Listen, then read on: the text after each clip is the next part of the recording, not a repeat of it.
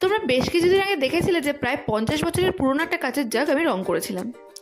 তো কিছুদিন আগে আলমারি গোছাতে গিয়ে সেটারই একটা কাচের গ্লাস পাওয়া গেছে। ভাবলাম সেটাকেও কেন সাজিয়ে তুলি না। তো এই কাজটা করতে করতে আমার মনে হচ্ছিল যে এরা এত পুরনো, অথচ বাবা যত্ন করে রাখাতে এখনও কত ভালো আছে। আমাদের সম্পর্কগুলো খানিকটা এরকম, যত্ন করে রাখলে, গুছিয়ে রাখলে তা অবশ্যই ভালো থাকে।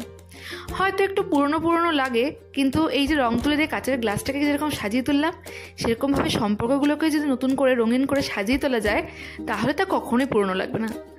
আর এটা তৈরি হয়ে যাওয়ার পরে আমার মনে হচ্ছে যে কাচের গ্লাস আর জাগটা এত সুন্দর দেখতে, এতদিন ধরে ঘরে পড়ে রয়েছে, কখনো ফিরেও তাকায়নি, কিন্তু একটু রং তুলে দিয়ে আঁকেবুকি করতেই এতটা সুন্দর দেখতে লাগছে।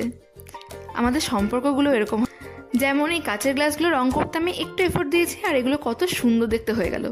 সেভাবে এই সম্পর্কগুলোর মধ্যে যদি একটু এফোর্ট দিই, তাহলে হয়তো সম্পর্কগুলো এরকম সুন্দর করে সাজিয়ে তোলা যায়, তাই না? তোমাদের কি মনে হয়? অবশ্যই কমেন্টসে জানিও, আর আমার কাজটা কেমন লাগলো সেটা কমেন্টসে জানাতে একদম ভুলো না। দেখা হবে নেক্সট ভিডিওতে। ততক্ষণের জন্য টাটা।